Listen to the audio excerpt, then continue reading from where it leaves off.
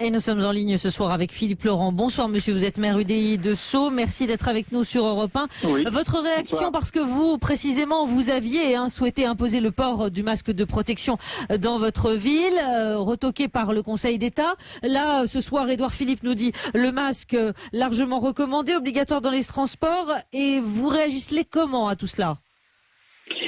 Écoutez, d'abord sur la question des masques, j'ai bien aimé ce qu'a dit le médecin tout à l'heure, il y a une dizaine de minutes, puisque en fait il a bien posé la question. C'est un masque en réalité qui est fait pour protéger les autres.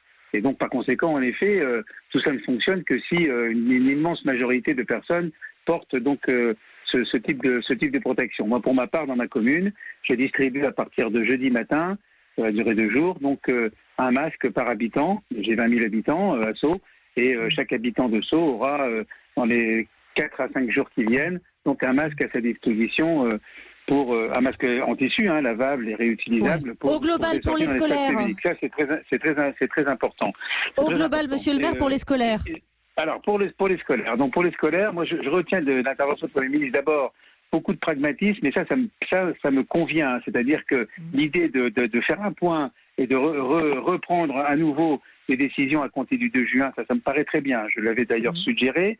Deuxièmement, sur les scolaires, je note que le Premier ministre a été finalement moins précis que ne l'avait été le ministre de l'Éducation nationale, et je pense que c'est une bonne chose.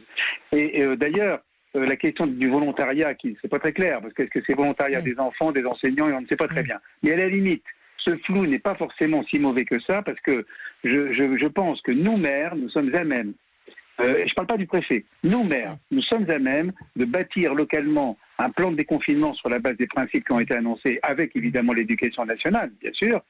Et ce que je propose, c'est que les maires bâtissent ce plan de déconfinement, qu'ils le présentent dans le courant de la semaine prochaine au préfet, qui validera ou pas le plan en fonction de ce que le préfet pourrait estimer, si c'est valable ou pas. Moi, je pense qu'il faut renverser, si vous voulez, le système. Il faut que ce soit le maire qui soit maintenant à l'initiative avec l'éducation nationale, et qu'il propose et qu'il élabore lui-même son plan de déconfinement. Et c'est ce qu'a régulièrement, effectivement, répété Édouard Philippe, cette marge de manœuvre qui sera laissée au maire. C'est ce qu'on a entendu tout au long de son discours, sur lequel on va revenir avec les grandes voix. Merci à vous, Philippe Laurent, maire UDI de Sceaux, d'avoir été avec nous ce soir. Et au-delà de